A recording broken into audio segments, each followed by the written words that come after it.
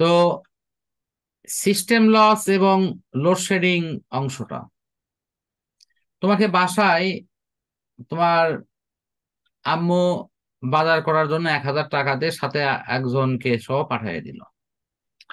তুমি বাজার 1,000 টাকা দিয়ে করার কথা, কিন্তু বাজার হয়তো 950 টাকার করলে, আর বাকি 50 টাকা দিয়ে হয়তো কিছু কিনে খেয়ে নিলে। তাহলে এই যে 50 টাকা যে তোমার বাজারে যোগ হলো না, এটা খাওয়ার মধ্যে খরচ হলো, এটা ওই বাজারের ক্ষেত্রে একটা সিস্টেম লস।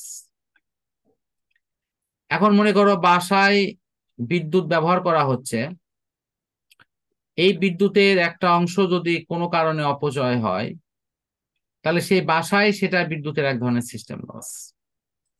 আবার ধরো এরকমও আছে যে কোম্পানি তোমার মূল উৎস থেকে বিদ্যুৎ কিনেছে 500 একক, কিন্তু এগুলো তো লাইন দিয়ে নিয়ে আসতে হয়, বিদ্যুতের লাইন আছে না, হ্যাঁ।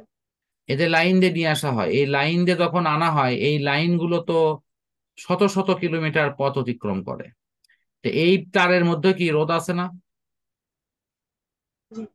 এ তারগুলো রোদ বৃষ্টিতে ভেজে, সুতরাং এর মধ্যে কিছু না কিছু বিদ্যুতের ক্ষয় হয়। এই যে ক্ষয় হওয়ার ফলে দেখা যাচ্ছে যে 500 একক বিদ্যুৎ সে ওখানে উৎসের কাছে কিনছে, কিন্তু সে তার জায়গায় বসে থেকে সেই বিদ্যুৎ সোর্সের বিদ্যুৎটা পেয়ে গেল 480 একক। তাহলে এই যে 480 একক যে পেলো, তাহলে 20 একক কি তার লস হলো না? চলো চলো, হ্যাঁ। এটার নামই হলো সিস্টেম লস। সিস্টেম লসের আরেকটা ভাগ আছে, কেউ কেউ হয়তো অনেক সময় মিটার না না লাগিয়েই বিদ্যুৎ চুরি করে ব্যবহার করে। তো এইরকম চুরি করে ব্যবহার করলেও কিন্তু বিদ্যুতের সিস্টেম লসটা বৃদ্ধি পায়। আশা করি তোমাদের এই যে শহরে আরেকটা প্রবণতা আছে, সেটা হলো যে এই যে শীতকাল আসতেছে সামনে, হয়তো আর 2 মাস পর, তখন জি। দেখবা যে এই যে মানে বিভিন্ন পোল থেকে তারা অবৈধ সংযোগ নিয়ে রাতের বেলা যে ব্যাডমিন্টন খেলা শুরু করে। তো এই যে তারা র্যাকেট খেলা শুরু করে, বিভিন্ন খেলাধুলো করে, এখানে তো বিদ্যুতের বিল ওঠে, বাট এই বিলটা কিন্তু জি। সরকার বা ওই কোম্পানি পায় না। তো এটা কিন্তু এক ধরনের অনৈতিক কার্যাবলী, যেটা হয়তো আমাদের শীতকালে অনেকেই করে থাকে। তো কাজে এই ধরনের কার্যক্রম করা যাবে না। আচ্ছা, এখন প্রশ্ন আসো, সিস্টেম লসটা আশা করি তুমি বুঝতে পারছো। জি। এখন আসো লোডশেডিং। লোডশেডিংটা কি? দেখো, লোডশেডিংটা এরকম, তুমি মনে করো যে আমি এখানে একটা ফরম্যাট রাখাই দিচ্ছি, যে একটা সার্বিক স্যার এলাকা। কালকে হ্যাঁ। বলছিলেন, আ আ? কালকে বলছিলেন কালকে বলছিলেন বিদ্যুৎ সম্পর্কে ধারণা দিবেন। হ্যাঁ, সেটাই তো দিচ্ছি। এই যে না, লোডশেডিং, তারপর। হ্যাঁ লোডশেডিং এ একটু একটু লক্ষ্য করো। তোমার এখানে ওই আমি একটু আগে যে কোম্পানির কথা বললাম, ওই কোম্পানি 500 একক বিদ্যুৎ কিনছে, তার সিস্টেম লস হওয়ার পর 480 একক বিদ্যুৎ আসছে। এখন উনি এই মোট মিলে এটি 5টা লাইনে সরবরাহ করতে পারে। লাইন এভাবে 5টা সেট আপ করা আছে, 3টা, 4টা, আর এইদিকে একটা, এই মিলে হলো 5টা। তো 5টা লাইনে উনি ভাগ ভাগ করে দেয়।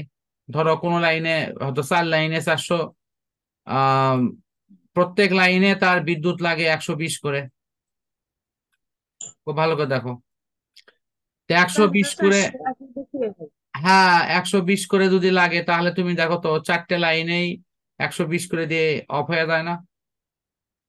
অফ হয়ে যাবে তো। 4টে 20, কিন্তু আর একটা লাইন কি পৌঁছবে? না। এই লাইনে কিন্তু যাচ্ছে না, এই লাইনে যে বিদ্যুৎ যাচ্ছে না, এটার নাম লোডশেডিং। কারণ তার প্রয়োজন ছিল হলো সব মিলিয়ে তোমার 600 একক বিদ্যুৎ। কত বিদ্যুৎ? 600।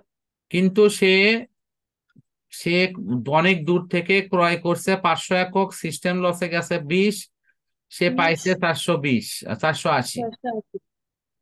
তার 5টা লাইন আছে ওই এলাকায়, 5টা লাইনে সে বিদ্যুৎ দেওয়ার কথা, কিন্তু সে দিতে পারিছে 4টায়। এখন সে করলো কি, একটা নিয়ম করলো যে 1 ঘন্টা পর পর আমি লাইনগুলো চেঞ্জ করব। তো মনে করো সকাল 7টায় সে সংযোগ দিল, সকাল 8টায় যা করলো কি, এই যে ধরো এই সংযোগের নাম এ, এটার নাম বি, এটার নাম সি, এটা ডি, এটা ই। তো এখন এই যে ডি থেকে সংযোগটা খুলে ই দিল, খুব ভালো করে বললো। ডি থেকে সংযোগ করলে তাহলে ঈদ দিছে। তাহলে ডিটা কি আবার লোডশেডিং এ পড়লো। তাহলে ডি ওই ডিটা লোডশেডিং হলো তোমার 8টা থেকে 9টা পর্যন্ত, আর ই লোডশেডিং ছিল কত, 7টা থেকে 8টা পর্যন্ত। 4টা পর্যন্ত। আবার করলো কি এখন, আবার এই যে 1 ঘন্টা পর এত 9টা বাজার সাথে সাথেই এই সির সংযোগ খুলে আবার ফির কোথায় ডিল লাগালো। তাহলে শীতের লোডশেডিং শুরু হলো 9টা থেকে 10টা পর্যন্ত। হ্যাঁ এইভাবে এই যে 5টা লাইনে প্রতি 1 ঘন্টা পর পর এক একটা করে লাইনে 1 ঘন্টা করে লোডশেডিং দিচ্ছে। বা ওই কোম্পানি যদি মনে করো যে না আমি 1 ঘন্টা করে দেবো না, আমি হাফ ঘন্টা করে দেবো, তাহলে হাফ ঘন্টা পর পর এই চেঞ্জটা হবে। যদি মনে করে না হাফ ঘন্টা না, আমি 15 মিনিট পর পর দেবো, সেটাও করতে পারে, সেটা তাদের নিজস্ব ব্যবস্থাপনা, ওটা নিয়ে আমাদের বলার কিছু নাই। তো এই যে ধরো বিদ্যুতের দরকার যা, তার চেয়ে যখন বিদ্যুৎ কম থাকে তখন প্রত্যেকটা কোম্পানি কিন্তু এই কাজটা করে। এই কাজ করে এক লাইনে হয়তো 5টা লাইনে বিদ্যুৎ দিছে, 2 লাইনে বিদ্যুৎ অফ রাখছে। তো যে লাইনগুলোতে বিদ্যুৎ অফ রাখছে সেই লাইনটাই হলো তোমার সেগুলোতেই কি বলা হয়, লোডশেডিং চলে। আমার বুঝতে পারছো কি লোডশেডিং মানে কি? হ্যাঁ বুঝতে পারছি। আচ্ছা, এখন আসো তার পরবর্তী আরো কিছু থিম আছে যেগুলো একটু দেখাই। এটা হলো তোমার লেখা আছে নিরাপদ ব্যবহার। তো নিরাপদ ব্যবহারগুলোর মধ্যে শোনো, আমি তুমি হয়তো ভাবিছো স্যার বিদ্যুৎ সম্পর্কে এত মানে এই যে বেসিক জিনিসগুলো এত ডিটেলস কেন দেখাচ্ছি। দেখো আসলে বিদ্যুৎ তোমার পরীক্ষায় কতটা আসবে বা আসবে না আমি এটি গুরুত্ব দিয়ে পড়াচ্ছি না। আমি পড়াচ্ছি হলো এটা মনে করে যে তোমার আমাদের সবার জীবনে বিদ্যুতের ব্যবহারটা আমাদের পৃথিবীতে যতদিন আছি মনে হয় আমাদের এর সাথেই সংশ্লিষ্ট থাকতে হবে, ঠিক তো? তো যেহেতু বিদ্যুতের ব্যবহার ছাড়া আমরা আসলে এক মুহূর্ত চলতে পারবো না, ঠিক সেই কারণের জন্যই আমাদের উচিত হলো বিদ্যুতের সম্পর্কে মোটামুটি একটা বেসিক নলেজ নেয়া। আর এই নেয়ার অংশ হিসেবে আমি কিন্তু এই বিষয়গুলো ক্রমান্বয়ে দেখাচ্ছি আজকে। পরিপূর্ণ হয়তো দেখাতে পারবো কিনা জানি না, তো যতটুকু পারি দেখাই, আবার যদি বাকি থাকে অবশিষ্ট অংশ পরে দেখাবো। এই ব্যবহারগুলো আমাদের জানলে কি হবে, অনেকেই দেখা যায় যে নানা রকম অসাবধানতা ব্যবহারের জন্য দুর্ঘটনায় পতিত হয়, তাদের জীবন সম্পদের অনেক বড় ক্ষতি হয়। তো যদি সে এই বিষয়গুলো সম্পর্কে অবহিত হয় তাহলে তার কিন্তু এই বিষয়গুলো সম্পর্কে সে সচেতন থাকতে পারবে এবং দুর্ঘটনা এড়াতে প্রয়োজনীয় ব্যবস্থা নিতে পারবে। বুঝতে পারছো কি? তো এখানে দেখো জি। এখানে যে বিষয়গুলো আছে একটু খেয়াল করো, যে দৈনন্দিন জীবনে আমরা যে বিদ্যুৎগুলো ব্যবহার করি সেই বিদ্যুৎগুলো ব্যবহার করার ক্ষেত্রে আহ ফার্স্ট লেখা আছে অন্তরকের ক্ষতি সাধন। এটার অর্থ কি? অন্তরক মানে হলো এই যে বিদ্যুতের তারের ওপর যে একটা প্লাস্টিক রাবারের আবরণ আস্তরণ থাকে না, এই রাবারের যে আস্তরণ থাকে সেই আস্তরণটা যদি নষ্ট হয়ে যায় তাহলে ভিতরে তার বার হয়ে পড়বে না? শুনতেছো? তাহলে সেই ভিতরের তার যখন বের হয়ে পড়বে তখন কিন্তু ওই তারে কেউ হাত দিলে কি তার তড়িতায়িত হয়ে সে দুর্ঘটনাগ্রস্ত হবে। হ্যাঁ। আচ্ছা, আরেকটা আছে হলো তোমার কি কেবল অতি উত্তপ্ত হওয়া। কেবল মানে তার, এটা কখন উত্তপ্ত হয়? মনে করো যে তুমি 10 এম্পিয়ার বিদ্যুৎ ব্যবহার করবা, কিন্তু হ্যাঁ কিন্তু তার লাগাছো সরু তার, সেটা 5 এম্পিয়ার বা 7 এম্পিয়ার বিদ্যুৎ ব্যবহার করতে পারে। তাহলে এই 7 এম্পিয়ার বা 5 এম্পিয়ার তার দেখি 10 এম্পিয়ারের বিদ্যুৎ পার হবে? না। তখন কি হবে, ওই তারটা প্রবল গরম হয়ে যাবে। এই যেমন অনেকে হয়তো এই যে ক্যালেন্ডার মানে ইস্ত্রি ব্যবহার করে যে শার্ট বা প্যান্ট হয়তো মানে ইয়ে করতেছে, ক্যালেন্ডার করছে। তো এগুলো করার সময় কি হয়, তারটা কিন্তু একটু মোটা তার লাগে, এখন সে চিকন হ্যাঁ তার দিয়ে লাইন করে ওইটা চালাচ্ছে, তখন কিন্তু কি দুর্ঘটনা হবে, এই তারটা উত্তপ্ত হয়ে ওই কেবল গলে গিয়ে সেখানে কিন্তু শর্ট সার্কিট হয়ে মহা দুর্ঘটনা করতে পারে। পারে। আরেকটা আসলে আর্দ্র অবস্থা। আর্দ্র অবস্থাটা কি? আর্দ্র মানে ভেজা। বিদ্যুতের কোনো যন্ত্রাংশ ধরার সময় তোমার হাত অবশ্যই শুকনো থাকতে হবে। দ্বিতীয় হলো তোমার পায়ে অবশ্যই শুকনো রাবার বা প্লাস্টিকের স্যান্ডেল থাকতে হবে। আমি আবারও ভাষাটা বলেছি, অনেকে বলে যে রাবার বা প্লাস্টিকের স্যান্ডেল, আমি ভাষাটা বলবো হলো শুকনো হতে হবে। রাবার বা প্লাস্টিকের স্যান্ডেল আছে, কিন্তু সেটা যদি ভিজা হয় তাহলে কিন্তু তাহলে সমস্যা হবে না। আছে। কথা বুঝছো কি? তাহলে এটা জি। থাকা অবস্থায় তুমি বিদ্যুতের যন্ত্রে হাত দিতে পারো। যদি কোনো রকম বিদ্যুতের যন্ত্রে সমস্যা থাকে তাহলে তোমার হাত শুকনো থাকার জন্য তোমার ক্ষতি কম হবে। আবার পায়ের স্যান্ডেল শুকনো থাকাতে তুমি যেহেতু ভূ কানেক্টেড হবা না, সেক্ষেত্রে তোমার মহা কোনো দুর্ঘটনা ঘটার কোনো ঝুঁকি থাকবে না। না। অন্যথায় মানুষের মধ্য দিয়ে বিদ্যুৎ প্রবাহিত হলে কিন্তু মৃত্যু ঝুঁকি থাকে।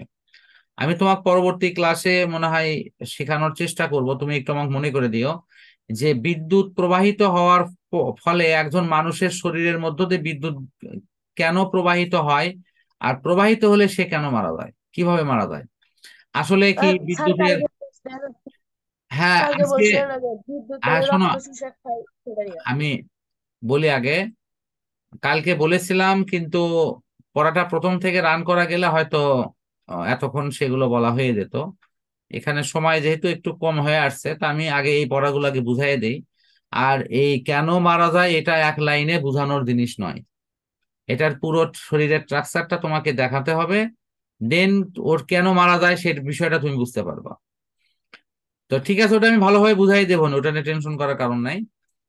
তাহলে এখন আসো হলো যে কেবল অতি উত্তপ্ত হওয়া বুঝছো, আর্দ্র অবস্থা বুঝছো, যে ভিজা অবস্থায় কখনোই বিদ্যুতের সুইচে বা কোনো যন্ত্রে হাত দেওয়া যাবে না। হবে না।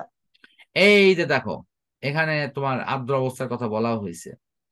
এই যে অনেকেই কিন্তু এরকম মানে বিদ্যুতের যন্ত্র ধরে এই যে কি করে পানির লাইনের সাথে, তো এই নানান কিছু করতে গিয়ে কি দুর্ঘটনা ঘটতে পারে না?